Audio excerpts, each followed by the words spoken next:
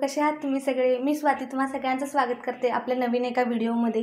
खूप दिवस झाला लॉंग व्हिडिओ शूट करायचा म्हणत होते, पण ते राहूनच जात होतं आणि मी माझी प्रेग्नन्सी जर्नी तुमच्या सगळ्यांसोबत शॉर्ट व्हिडिओ थ्रू शेअर करत आहे। इंस्टाला पण शेअर करत आहे आणि यूट्यूबला पण।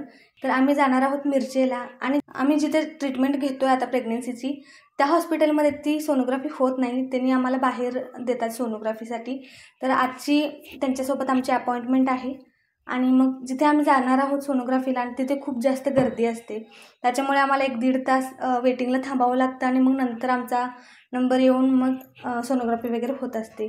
तर या 7 मंथच्या प्रेग्नन्सीच्या सोनोग्राफीमध्ये काय गोष्टी आपल्याला समजतात, ह्या रिपोर्टमध्ये काय काय गोष्टी आपल्याला समजतात, हे सगळं मी तुमच्या सगळ्यांसोबत शेअर करणार आहे। याच्या आधी माझी 2 वेळा बाहेर जी सोनोग्राफी देतात ते झालेले आहेत।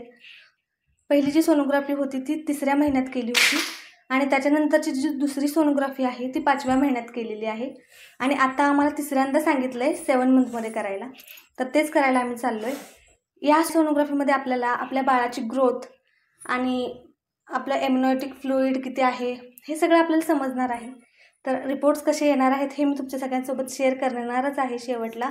आणि त्याचबरोबर ह्याच्या आधीची जी सोनोग्राफी 2 झाले आहेत ना, त्याची पण सोनोग्राफीची रिपोर्ट मी तुमच्या सगळ्यांसोबत शेअर करेल। तर चला, आमच्या अंतरा अजून आवरायची आहे, तिला आवरायचं आहे आता अजून। आणि हां, अंतराचं अजून आवरायचं आहे कारण तिची थोडीशी तब्येत पण बिघडली, त्यामुळे तिची थोडीशी काळजी घ्यावी लागणार आहे आम्हाला आणि जिथे 1 तास लागतो त्याच्यामुळे थोडंसं तिला पण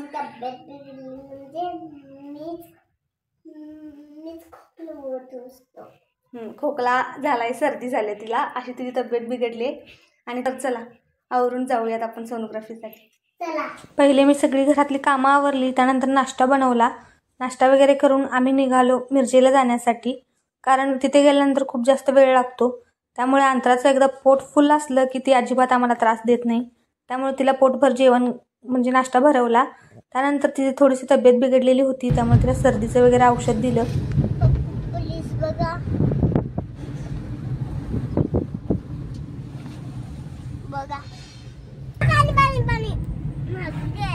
पाणी गेलं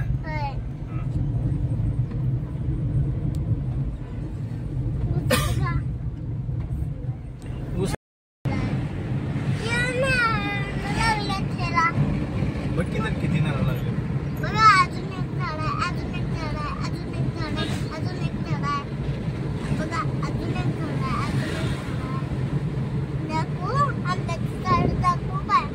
आम्ही कुठेही बाहेर चाललो की आमच्या अंतराची अशी बडबड सुरूच असते।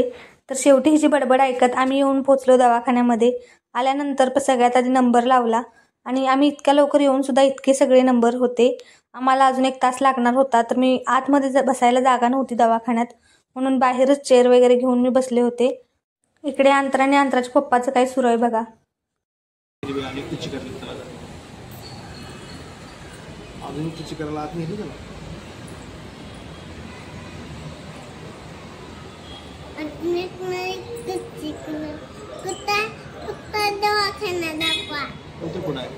काय ते हर्ट दाखव, आलं बाळ, बाळ खिडकी उघडली होती, ठीक आहे, 2 बाळ आली काय,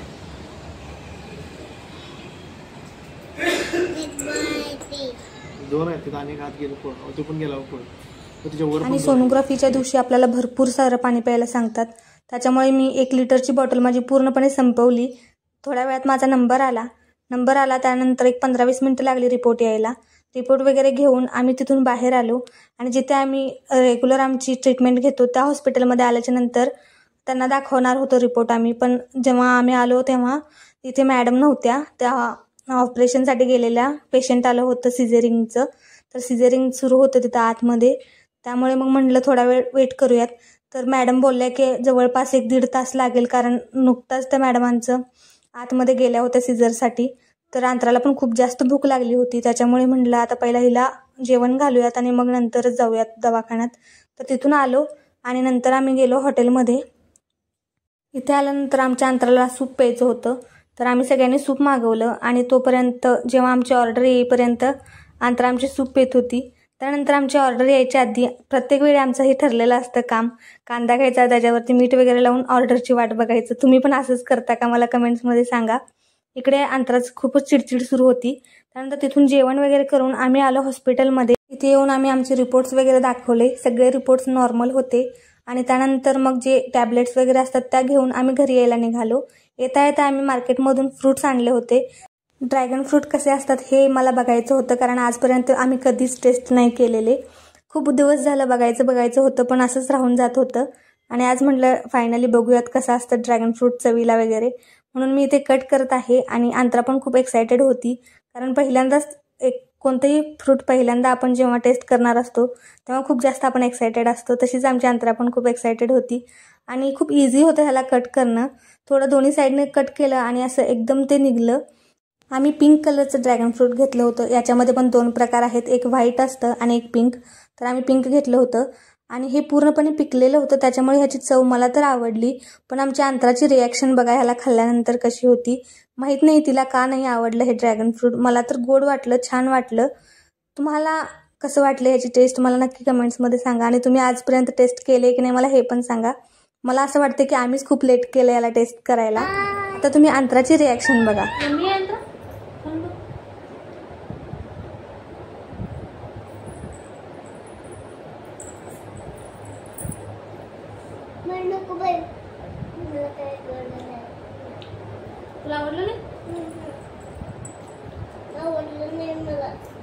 हाय, तर तुम्ही सगळ्यांनी बघितलं आम्ही आज गेलो होतो सोनोग्राफीसाठी. तर ते रिपोर्ट सगळे आलेत आणि त्या रिपोर्टमध्ये काही डिटेल्स आहेत हे तुम्हाला मी सांगणार आहे. हे माझे 3rd मंथमधले सोनोग्राफीचे रिपोर्ट आहेत. याच्यामध्ये आपल्याला समजतं की बाळ एक आहे का ट्विन्स आहेत हे समजतं. त्याचबरोबर आपल्या बाळाची हार्ट रेट किती आहे हे समजतं. तर इथे माझ्या बाळाची हार्ट रेट 163 प्रति मिनिट होती आणि असं ब्लॅक अँड व्हाईटमध्ये आपल्याला बाळ दिसतं. आपलं थोडंसं डोकं वगैरे असं दिसतं थोडंसं. अशी होती माझी 3ऱ्या महिन्यातली सोनोग्राफी. आणि त्याच्यानंतर आम्हाला 5व्या महिन्यामध्ये सोनोग्राफी दिली होती. तिथे पण आपल्याला फिटल हार्ट रेट बघायला मिळते. तर इथे बदलते प्रत्येक सोनोग्राफीमध्ये हार्ट रेट बाळाची बदलत असते. जर बाळ शांत असेल तर बाळाची हार्ट रेट थोडीशी कमी असते. जर बाळ मुवमेंट करत असेल तर तेव्हा त्याची हार्ट रेट जास्त येते. असं काही नसतं एकच हार्ट रेट यावी अशी काही नसतं. 5व्या महिन्यामध्ये बाळाचे सगळे जे शरीराचे पार्ट असतात ते चांगले आहेत की नाही, का त्याच्यामध्ये काही प्रॉब्लेम आहे हे आपल्याला 5व्या महिन्यातल्या सोनोग्राफीमध्ये सगळं कळतं. बाळाचं वजन तर 5व्या महिन्यामध्ये 340 ग्रॅमच्या 100 ग्रॅम मागे पुढे असं वजन होतं माझ्या बाळाचं. आणि त्यानंतर 7व्या महिन्यातल्या सोनोग्राफीमध्ये पण आता वजन आलेलं आहे. आता बघू शकता तुम्ही अशी कलरफुल सोनोग्राफी येते 5व्या महिन्यातली. 5व्या महिन्यातल्या सोनोग्राफीला आपण 3D 4D स्कॅनसुद्धा म्हणतो. याच्यामध्ये आपल्याला आपल्या बाळाचा फेससुद्धा पाहायला मिळतो. पण आमचं बाळ थोडंसं जास्त हालत होतं, त्याच्यामुळे त्याचा चेहरा असा पूर्ण क्लिअर दिसत नाही आहे. आता तुम्ही 7व्या महिन्यातली सोनोग्राफीची रिपोर्ट बघा. इथे बाळाची हार्ट रेट 143 प्रति मिनिट आहे. आणि त्यानंतर प्लॅसेंटा अँटेरियर आहे, नॉट लोअर लाईंग, म्हणजे खालच्या साईडला प्लॅसेंटा नाही, वरतीच आहे. म्हणजे कोणतेही प्रॉब्लेम नाही आहे, नॉर्मल रिपोर्ट आहे. त्याचबरोबर माझ्या बाळाची 7व्या महिन्यातली वेट आहे 1460 ग्रॅम, म्हणजे जवळपास 1.5 किलोच्या आसपास बाळाचं वजन आहे. हे एक हेल्दी बाळाचं वजन आहे, त्यामुळे कोणत्याही प्रकारचं टेन्शन घ्यायची गरज नाही आहे. त्याचबरोबर आपल्या बाळाची जी नाळ असते ते बाळाच्या गळ्याभोवती वगैरे अशी गुंडाळलेली आहे की नाही, या सगळ्या गोष्टी आपल्याला ह्या सगळ्या स्कॅनमधून समजत असतात. त्यामुळे कोणतेही स्कॅन चुकवायचं नाही. रेग्युलरली जे स्कॅन डॉक्टर आपल्याला सांगतात त्या सगळ्या महिन्यातले स्कॅन करून घ्यायचे. तर असे होते माझे प्रेग्नन्सीचे रिपोर्ट्स. तर तुम्हाला माझा व्हिडिओ कसा वाटला, हेल्पफुल वाटला असेल तर तुमच्या फॅमिली किंवा फ्रेंड सर्कलमध्ये कोणी प्रेग्नंट लेडी असेल तर त्यांच्यापर्यंत व्हिडिओ नक्की पाठवा. शेअर करा, लाईक करा आणि कमेंटसुद्धा करा. चला तर परत भेटू लवकरच. Bye bye.